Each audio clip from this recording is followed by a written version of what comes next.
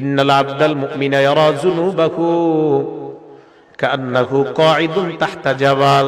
ঈমানদার একটা গুনাহকে মনে করে আমার মাথার উপর একটা পাহাড়, এই পাহাড়টা আমার উপর যে কোনো সময় পড়তে পারে। ঈমানদার মনে করে একটা পাহাড় আমার উপর, এই পাহাড়টা আমার উপর পড়তে পারে। এই হাদিস দ্বারা বোঝা যায় ঈমানদার যখন কোনো গুনাহ করতে যায়, করার সময় তার মনের মধ্যে এই জিনিসটা আসবে, সর্বনাশ, আমার উপর একটা পাহাড়, এই পাহাড় আমার উপর পড়তে পারে। বলেন তো পাহাড় পড়লে মানুষ বাঁচে না মরে? তাহলে একজন প্রকৃত ঈমানদার ছোট্ট গুনাহকে আওয়াজ দিয়ে বলেন কিসের মতো মনে করবে?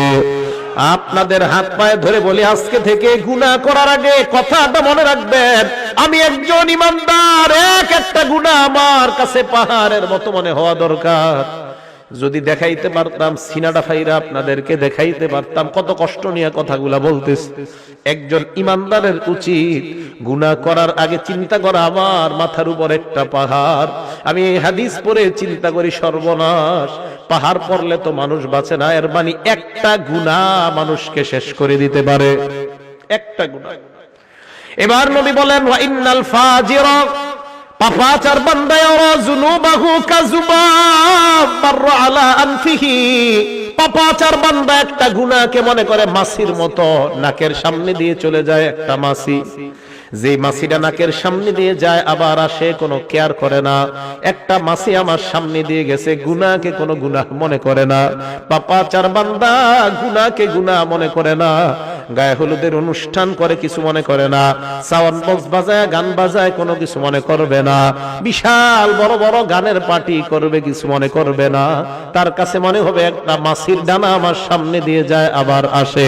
বলেন তো যদি ঈমানদার হয় ওই গুনাহ কিসের মতো মনে হবে? মনে থাকবে নি? এবার শোনেন, নবী বলেন যদি গুনাহ হয়ে যায় আল্লাহর কাছে তওবা করো, আল্লাহ তোমার জিন্দেগীর গুনাহগুলো মাফ করে দিবেন। হাদিসের মধ্যে নবী উদাহরণ দিয়ে বুঝায়, লাল্লাহু আফরাহু বিতাওবাতি আবদিহি মিন রাজুল নাযালা মানজিলাত ওয়া বিহি মাহলাকা।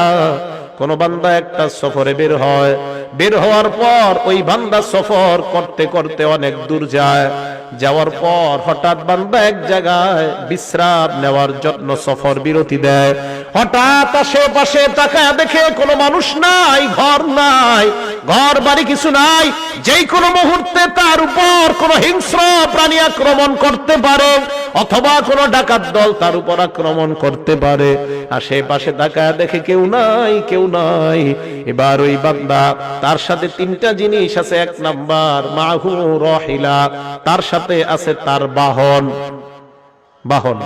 দুই নাম্বার আলাইহা তাআমুহু ওয়া শারাবু, ওই বান্দার বাহনের উপর তার খানা এবং তার পানি তার বাহনের উপর। শুনেন, এক ব্যক্তি সফরে বের হয়, বের হওয়ার পর যাইতে যাইতে হঠাৎ এমন একটা জায়গায় যাত্রা বিরতি দেয়, যেই জায়গায় যাত্রা বিরতি দেওয়ার পর আশেপাশে তাকায়া দেখে কেউ নাই, যেই কোনো মুহূর্তে তার জীবনটা চলে যাওয়ার আশঙ্কা। এমন একটা ভয়ঙ্কর মুহূর্তে ওই বান্দা এবার তার সাথে মাত্র তিনটা জিনিস, ওয়াবিহি মাহলাকা, প্রাণ নাশের আশঙ্কা, মাহু রাহিলা, তার বাহন আছে, খানা আছে, পানি আছে, আর কিচ্ছু নাই। বান্দা চিন্তা করলো একটু ঘুমায় নেই, ঘুম থেকে ওঠার পর আবার সফর শুরু করব। ফানামা নাওমা, বান্দা ঘুমায় যায়, ঘুমানোর পর ফাস্তাইকাযা, আবার জাগ্রত হয়। জাগ্রত হওয়ার পর তাকা দেখে তার বাহনটা হারায় গেছে। বাহন কি হয়েছে? হারায় গেছে। বুখারী শরীফের হাদিস। এখন বলেন তো বাহনের সাথে কি ছিল? খানা পানি ছিল, তাহলে সব গেছে। ফাশতাদ্দাল হাররু ওয়াল আতাশু, প্রচন্ড গরম আবার প্রচন্ড পিপাসা, পানি কই? হ্যাঁ, চলে গেছে। বান্দা চিন্তা করে সর্বনাশ, আমি আমার বাহন হারিয়ে ফেললাম, খাবার হারিয়ে ফেললাম, পানি হারিয়ে ফেললাম, কি করা যায়? বান্দা চিন্তা করে আবার যদি ঘরে ফিরে যাই সম্ভব না, যদি আমি আবার আমার গন্তব্যের দিকে রওনা হই তাও সম্ভব না, কারণ খানা পানি বাহন কিছুই নাই। এবার বান্দা আল্লাহর উপর ভরসা করে চিন্তা করে এই জায়গায় ঘুমায়া যাই, যেন ঘুমের মধ্যে আমার মরণ হয়ে যায়। পিছনেও যাবো না, সামনেও যাবো না।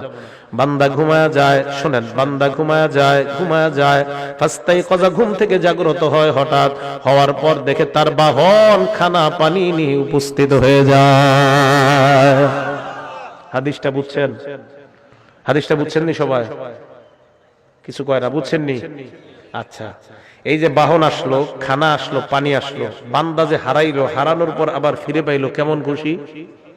অনেক খুশি না? নবীজি বলেন এত খুশি হয়, বিশিদ্দাতিল ফারহি, খুশির অতিশয্যে, গ্রাম্য বাংলায় কই খুশির ঠেলায়। কি কয়? খুশির ঠেলায় আল্লাহরে কয়, আল্লাহুম্মা আনতা আবদি ওয়া আনা রাব্বুকা, আল্লাহ আপনি আমার গোলাম, আমি আপনার রব। হ্যাঁ, আল্লাহরে কয়, মানে এ জানে না, এর মুখ দিয়ে কি বের হইছে কইতে পারে না। ঠিক আছে না কথাটা? আলে হাদিস ভাই থাকলে কেউ জবাব দেন, এই হাদিসের জবাব দেন। এই হাদিসের কি জবাব? বুখারী শরীফের হাদিসই তো, আসেনি এলাকায়? হ্যাঁ, আলে হাদিস ভাই আছে এলাকায়?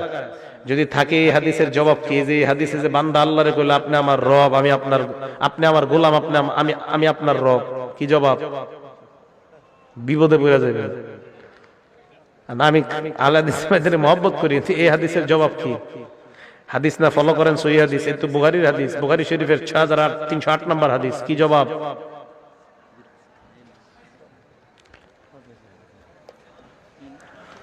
এর মানে বোঝা যায় বান্দার মাথা ঠিক ছিল না, আল্লাহরে কি বলছে বান্দার মনে নাই। বান্দা আল্লাহরে খুশির ঠেলায় বলছে, আল্লাহ আপনি আমার গোলাম, আমি আপনার রব। নবী বলেন এই বান্দা হারিয়ে যাওয়া বাহন ফিরে পাওয়ার পর যে পরিমাণ খুশি হয়, একজন বান্দা গুনাহ করার পর তওবা করলে এর চাইতে কোটি গুণ বেশি আল্লাহ খুশি হয়ে যায়। আল্লাহ এত খুশি হয় বান্দা গুনাহ করে তওবা করে আল্লাহর কাছে। তাহলে বলেন আজকে থেকে আমরা ওয়াদাবদ্ধ, গুনাহ করার পর কাউকে বলবো না, বলবো একমাত্র একজনকে। আওয়াজ দিয়ে বলেন তিনি কে? আল্লাহ তুমি আমার হাত দিলা, পা দিলা, চোখ দিলা, মাবুদ কত গুনাহ করলাম, চোখের মাধ্যমে, হাতের মাধ্যমে, পায়ের মাধ্যমে। আল্লাহ আমার সন্তান যদি কষ্ট পায়, আমি কষ্ট পাই, মাবুদ আমিও গুনাহ করলে তুমিও তো মনে হয় এরকম কষ্ট পাও, কারণ তুমি না আমারে কত মায়া করে বানাইলা। আল্লাহ না আমারে আপনারে মায়া করে বানাইছে। আপনার ছেলে কষ্ট পাইলে আপনার কত কষ্ট লাগে, তো আল্লাহ আমারে আপনারে বানাইছে। এই হাতটা দিয়ে যখন গুনাহ, আল্লাহ বান্দা এই হাতটা তো গুনাহ করতে দেই নাই।